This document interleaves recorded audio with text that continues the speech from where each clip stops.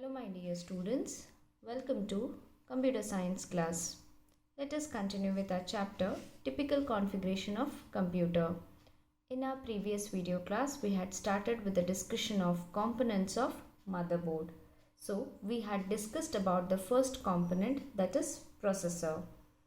As we know that processor is the main component of the motherboard and it has been referred to as the brain of the computer.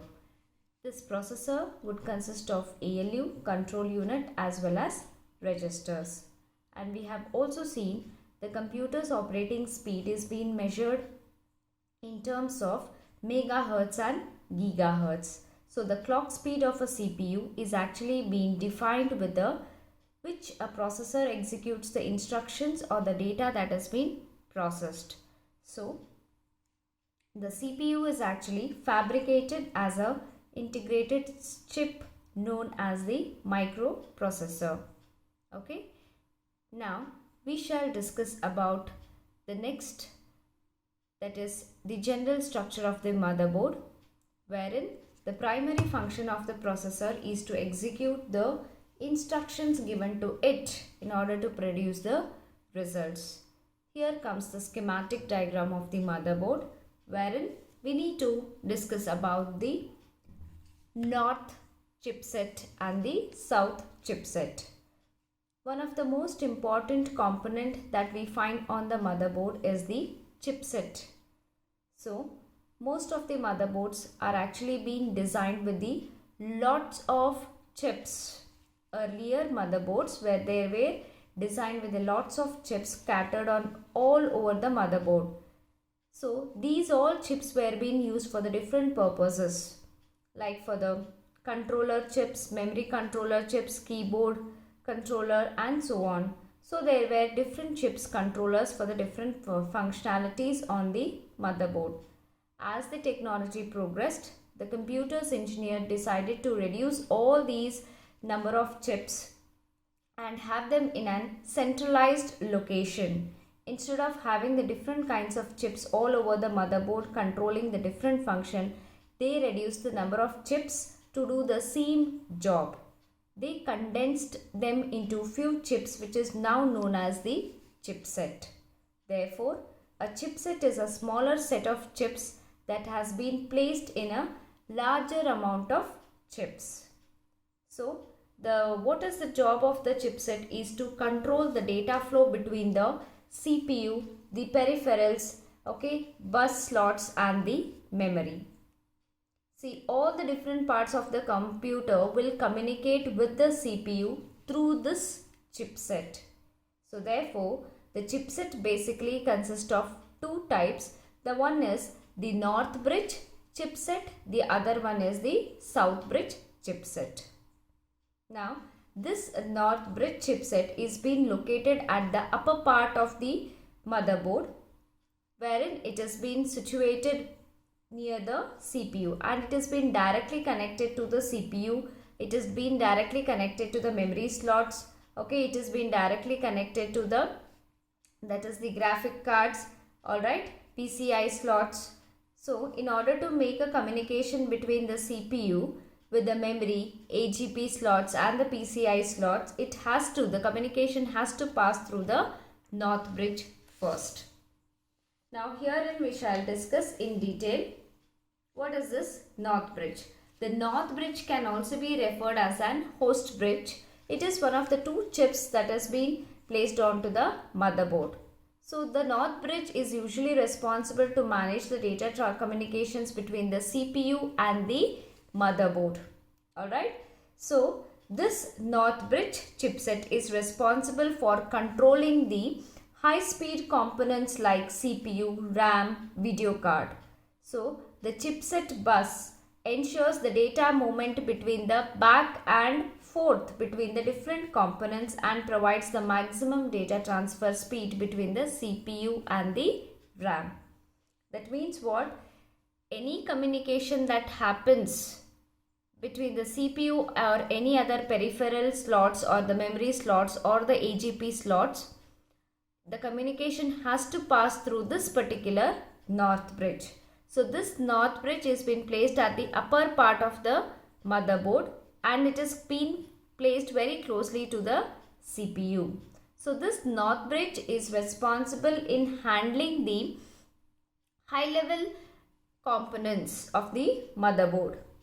So we have another chipset known as the south bridge, which is similar to the north bridge, but this south bridge handles the slower components comparatively to the north bridge, and it is slower in case of even the transfer of data, okay, and it handles the slower components. So what kind of slower components it can handle? It will handle the sound card, it will handle the network card, okay, it will handle the hard disk, it will handle the CD-ROM drive, USB ports, okay, BIOS. So all these lower components will be handled by this south bridge chipset. So south bridge chipset is actually placed at the bottom of the motherboard. That is near, it has been placed with a PCI bus slots, it has been placed, okay. And this south bridge actually connects the PCI bus slots, it actually connects the SATA connectors, it actually connects the IDE, here you can see, yes. So this south bridge, it has been connected to the video card, network card, sound card, PCI slot, okay, it has been connected to the hard disk, alright. So this south bridge is actually responsible for the lower parts of the motherboard, whereas the north bridge is been actually responsible for the communication of higher components like memory slots, okay, AGP slots like CPU. So any communication that has to takes place between the CPU with the higher components, the communication has to pass through this north bridge. So there is no direct connection between the CPU. Now whenever any CPU has to communicate with the lower components, then there is, if you observe, there is no direct connection between the CPU and these lower slots. Alright. So the PCI, USB, IDE or the SATA connectors, if they want to communicate with the CPU, then that communication has to be compulsory passed through the south bridge, and after south bridge is connecting to the the data will be passed to the north bridge, and then the north bridge will forward the data to the CPU. So the north bridge has been considered to be the faster than the south bridge because the CPU, the PCI slots, okay, the CPU, AGP slots, the memory slots are the most frequently used components onto the motherboard. So they need to be operate at a higher speed possible. Okay, so therefore this north bridge is faster comparatively to the south bridge. So the south bridge need not to be as that fast as the north bridge. So basically the higher speed components are being connected to the north bridge and the lower components of the motherboard are being connected to the south bridge. So both, whether the north bridge or the south bridge, so both these chipsets are responsible for controlling the the data transfer between the higher and the lower components.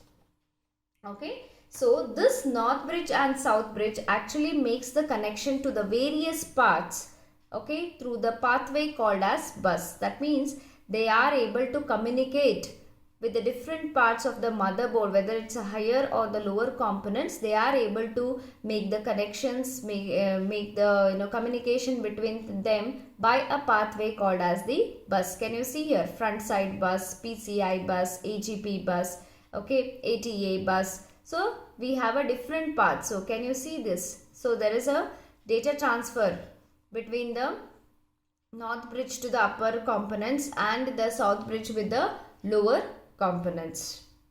Okay, so herein, and this bus is simply actually the pathway that allows the data signals to travel between the different components onto the motherboard. So motherboard contains various kinds of bus that may vary in terms of its speeds and the bandwidth. So whatever the front side bus you have seen, so this will be the fastest kind of bus because the data transfer between the CPU and the memory bus through the AGP bus. So the data transfer will be very high comparatively to the PCI bus or ATA bus. Alright.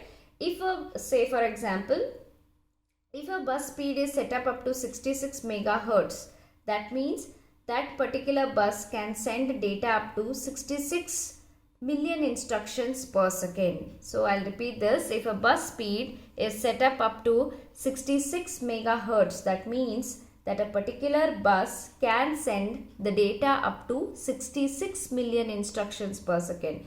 We know that the computer performance could be measured in terms of millions of instructions per second and the billions of instructions per second, isn't it?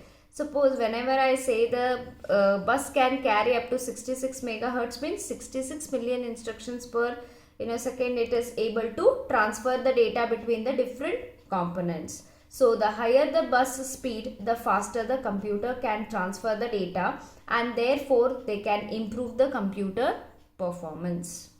Alright.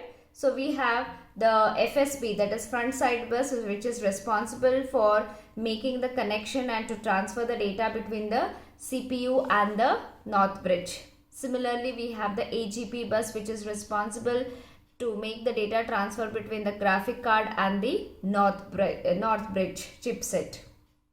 I hope you are able to understand how important the north bridge and the south bridge are.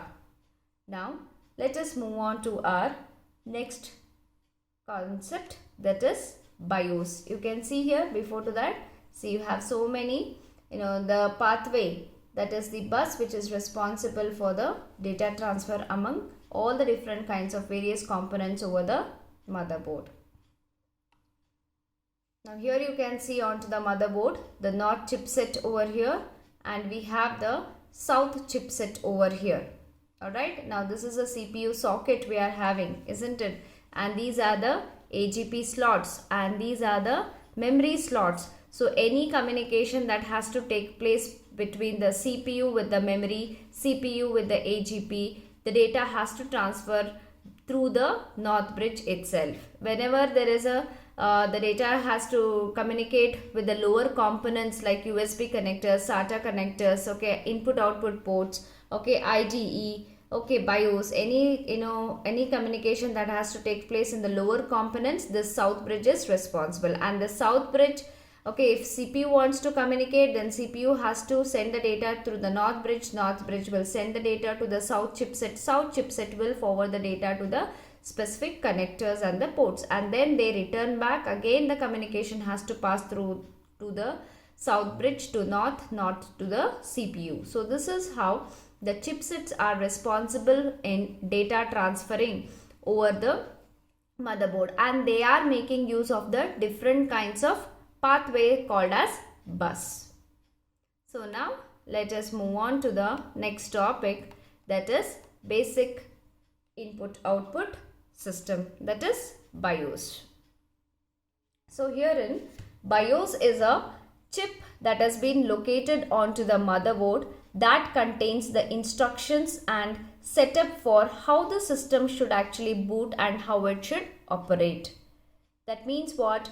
BIOS, that is basic input output system, it holds a set of instruction in order to load the hardware settings that has been required to activate the various devices like the keyboards, monitor and the disk drives. Actually its BIOS is actually a chip onto your motherboard that is actually responsible in order to boot your computer system. Boot in the sense in order to start your computer system so that it can load all the necessary instruction that would help you to load and to activate all the other various external devices like keyboards, monitor and the disk drive. So actually this BIOS runs when the computer is actually switched on. When you on the power supply of your computer system, this BIOS chip will actually perform a test known as power on self test, which is also referred to as POST. Okay, I'll repeat. Whenever you switch on your computer system, BIOS chip actually will run a test known as power on self test that actually checks and verifies whether all the hardware devices present are being functioning properly or not.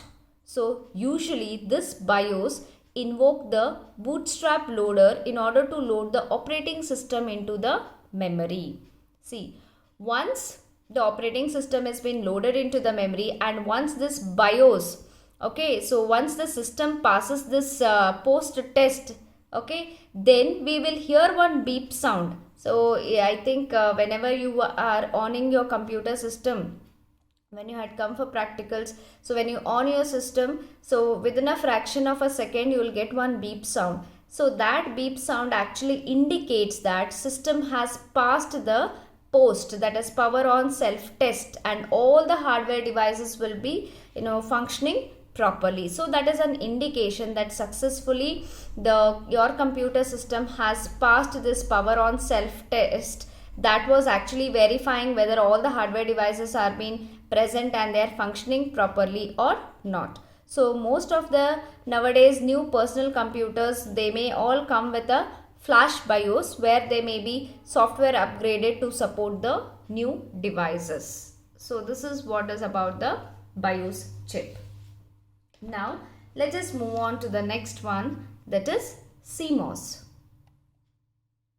The CMOS actually stands for complementary metal oxide semiconductor. So this is the CMOS battery. So this is a kind of chip, that memory chip that stores the date, time, okay, and system setup parameters. So these parameters are being actually loaded every time you start your computer system. That means every time whenever you on your computer system, all these parameters, like for the in order to store the date, time, okay, system parameters, everything gets loaded into your computer system. That is why we observe whenever we turn on our computer system, the system will display the correct time and date.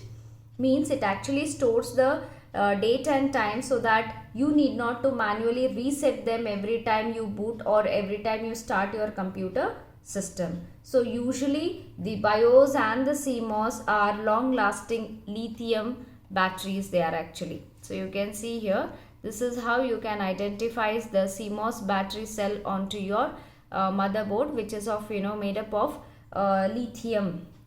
These are the lithium battery cells.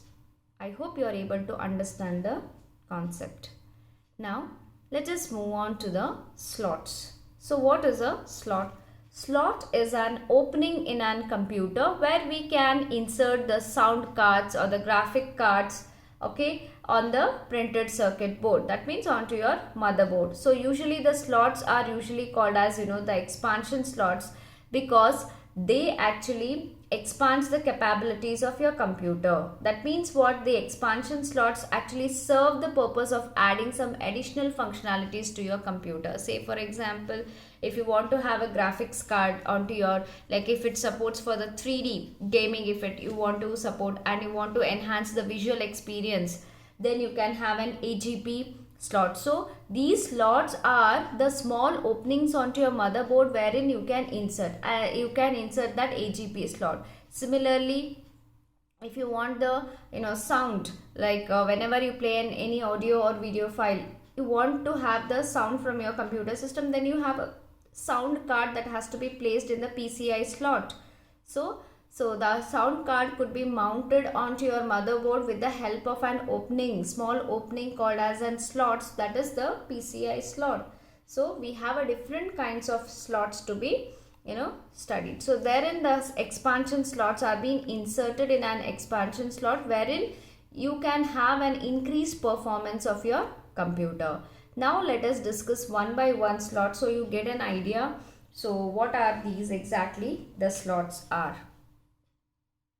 The first slot we are going to discuss is about ISA slot, that is the industry standard architecture, that is usually used to connect the modem and the input devices. So I think when we were discussing about the different types of motherboard, we have seen what is ISA slot, PCI slot, AGP slot, isn't it? So this is the first slot, ISA, that will help you to connect the modem and the input devices.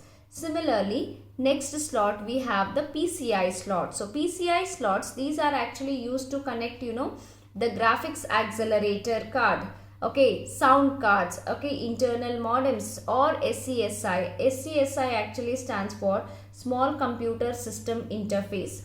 Suppose if you want to have high performance hard disk or high end scanners or the CD-ROM drives, if you want to connect for, then we have to use this SCSI cards in order to have the faster data transfer rate. Okay, so these are PCI slots are much more faster than comparatively to the ISA slot. That means much more faster in the sense in the terms of data transfer.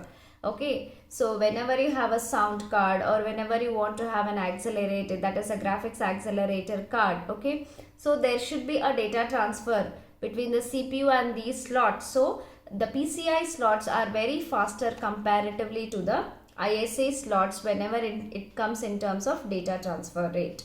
Then next we are having the AGP slot. AGP actually stands for accelerated graphic port. So this actually mainly meant to provide the faster access to the graphics accelerator card. See, we have the PCI slot also. Then why we need to have the the AGP slot? Because AGP is more advanced than the PCI slot, which is mainly designed for the video cards. It is mainly designed to accelerate, that is a 3D environments, that is 3D accelerators to have to support for the AGP port has been extensively used. Okay, so if you want to have a better visual experience, then you have to have mainly if you want to support for the games, then you can have the AGP slots. All right, so this AGP slot is actually designed by the Intel company. PCI also is designed by Intel, whereas ISA is being designed by the